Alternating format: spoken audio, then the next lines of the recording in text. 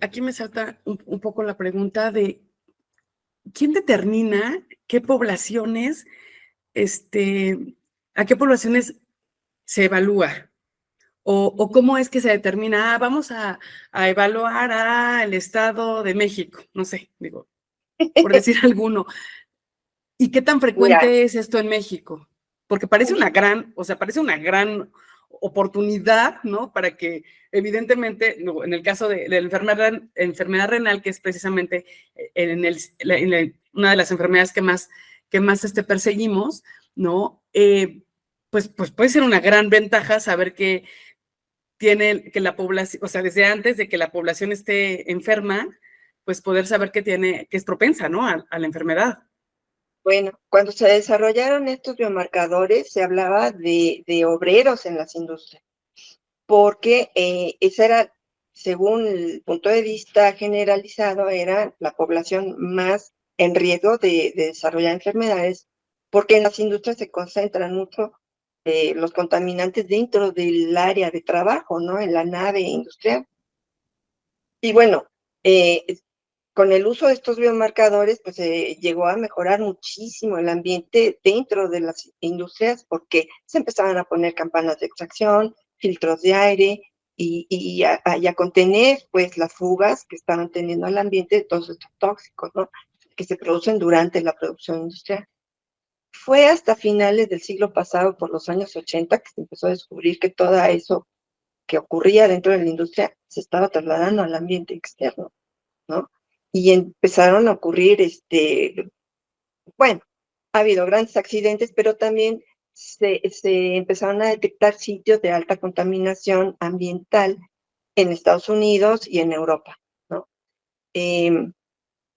¿Cómo te das cuenta? Bueno, en el caso de Tlaxcala, te lo voy a contar, pues el río Atoyac empezó a cambiar de colores, de ser un río normal, ¿verdad?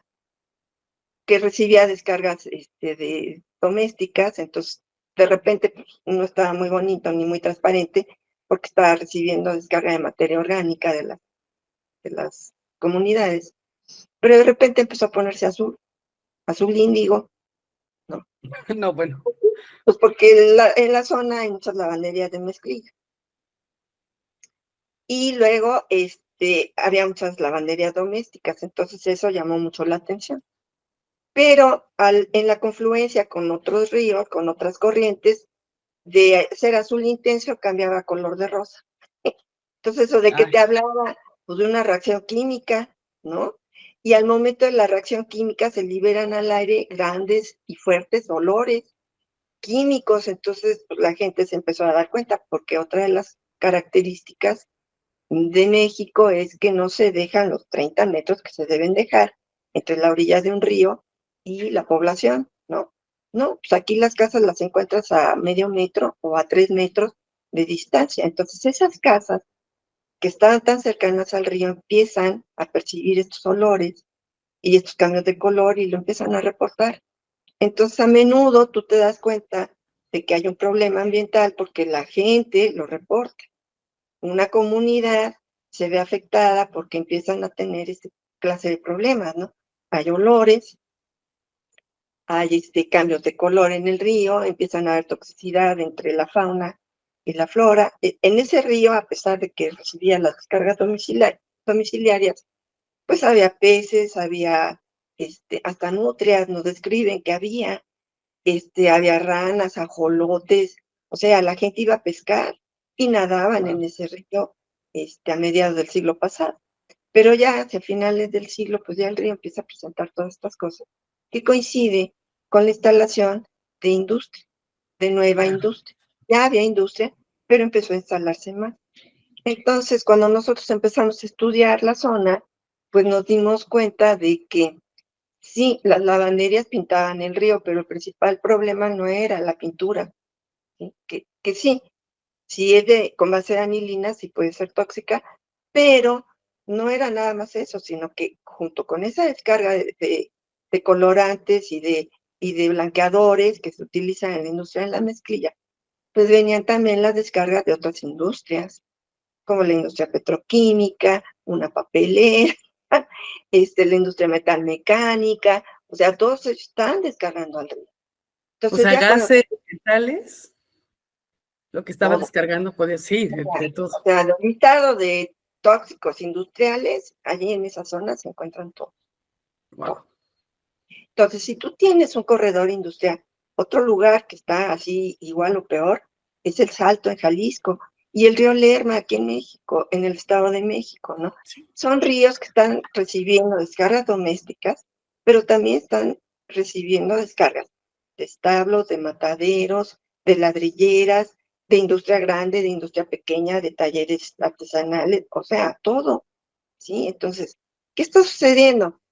Que queremos multiplicar y diversificar las actividades económicas en nuestro país porque queremos activar la economía, pero lo estamos haciendo sin ningún cuidado ambiental.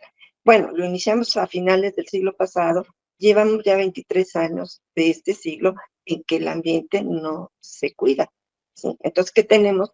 Pues una destrucción terrible y además emergencias ambientales como esta que te describo en la cuenca del Atoyac. Pero ¿qué pasa con la cuenca del Atoyac? La cuenca del Atoyac está del otro lado de los volcanes, ¿sí?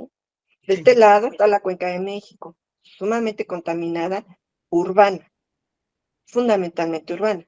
De aquel lado tenemos una pequeña cuenca con dos ríos en el centro que está sumamente contaminada y está repleta de, perdón, repleta de industria. Y es una cuenca que está comunicada con la cuenca de México. No, bueno. Bueno, espera. ¿Tú has oído hablar de la megalópolis? Sí. La megalópolis la componen las ciudades de Puebla, Tlaxcala, Tula, Tulancingo, Tula, Pachuca, Toluca, Cuernavaca, Cuernavaca, Cuautla y Ciudad de México. Entonces, esta cuenca del Atoyac está dentro de la cuenca de la megalópolis. Uh-huh. También aquí está otra zona contaminada, la de Lerma, Toluca. Y otra zona contaminada al norte, que tenemos Toluca en Hidalgo, no, Tula en Hidalgo. ¿Sí? Tula fue noticia hace 2 años porque se inundó el río, se desbordó, inundó las casas de las personas y ese río está sumamente contaminado. Allí había alrededor de toxicidad. Eso nunca se atiende. Sí. El río Lerma también se puede desbordar y va a ser lo mismo, un problema de toxicidad, no nada más de infecciones, sino de toxicidad. Entonces, ¿qué estamos haciendo? Estamos concentrando en el centro de la República una zona de altísimo riesgo, porque todas estas ciudades que te mencioné, las que rodean a la Ciudad de México, están industrializadas, altamente industrializadas, sin cuidado ambiental. Entonces, imagínate esa atmósfera, ¿cómo va a estar? No, bueno. Es una pesadilla. Entonces, Sí. actualmente, pues se tiene que trabajar en controlar la contaminación del ambiente.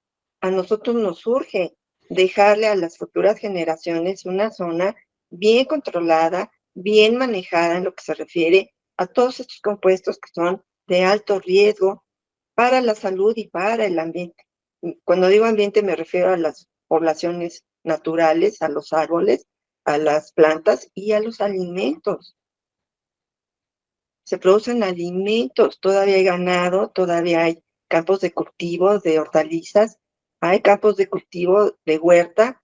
Entonces nosotros estamos consumiendo lo que estamos produciendo en esos lugares y no sabemos qué contiene, ¿no? Claro, Entonces, de pronto sonaría lógico que sean tóxicos porque se están produciendo bajo, ¿no? Bajo un suelo que tiene donde se toxicidad. utilizan plaguicidas, hasta ahorita Sí, no te claro. hablé de plaguicidas, Sí, pero tenemos, o sea, desde los organoclorados, que fueron los primeros que se utilizaron, el DDT, el lindano y todos esos todavía están en uso actualmente y los encuentras en la cuenca. Y de allá los organofosforados y luego a los piretroides y luego a los de nueva generación. Bueno, tienes el conjunto de plaguicidas que se han usado allí y todos con el mismo mecanismo de acción, toxicidad, ¿sí? Inhiben respiración, inhiben síntesis de DNA, inhiben síntesis de proteínas, que son acciones comunes a todos los seres vivos. Entonces, eso de que te digan, es específico de las lombrices. No, No es específico en las lombrices. O sea, a lo mejor afecta primero a las lombrices, pero va a afectar a la larga también a otros organismos, ¿sí? Entonces, claro. todo eso, caramba, lo tenemos que discutir como sociedad, lo tenemos que entender como sociedad, conocer como sociedad y resolver como sociedad, ¿sí? Hay caminos, pero se tienen que tomar ya, ya estamos actuando tarde.